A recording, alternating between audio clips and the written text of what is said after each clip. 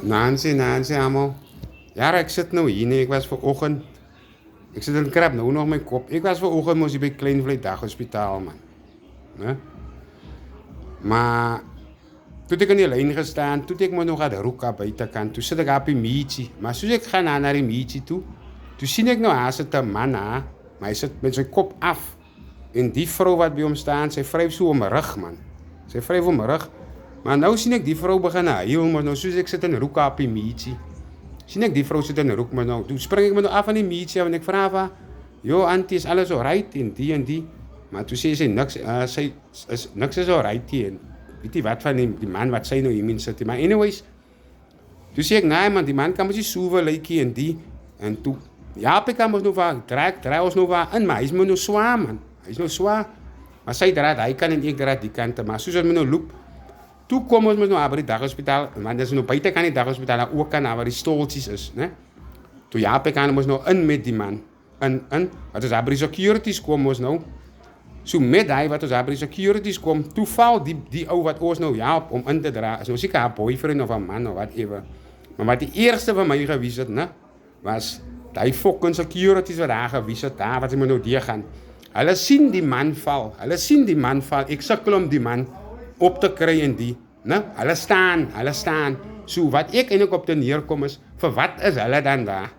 En okay, eventually wat ek het geskel en die ja, julle doen fokkelie en die ek is sommer nou eerlik, julle doen fokkelie en julle japie en julle kan sien die man nie. Okay, ek ken die man van geen kant af nie. Ek is eerlik, ek ken hom van geen kant af nie.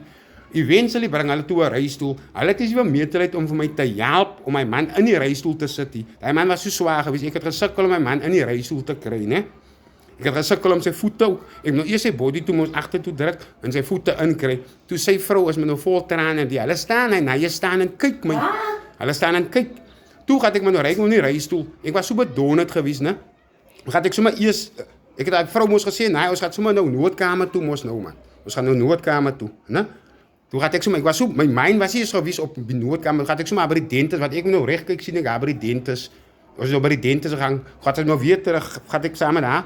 Met die ou in die reistool gaat ons nou om noodkamer toe.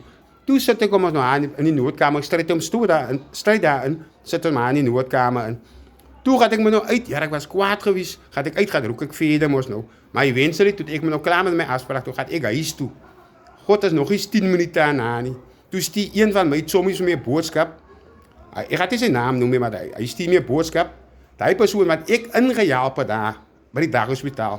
Na 10 minute toe die persoon afgesterf daar in die noodkamer in. So ek wil net weet, die security wat daar by Kleinvlei Daghospitaal is, vir wat is hulle daar? Hulle mos daar om mense te assist. So met ander woorde, as ek die persoon daar van hy muur af weggekry het, saam met hy antie wat daar gewees het, dan sal die persoon mos net dat dood gegaan het en die.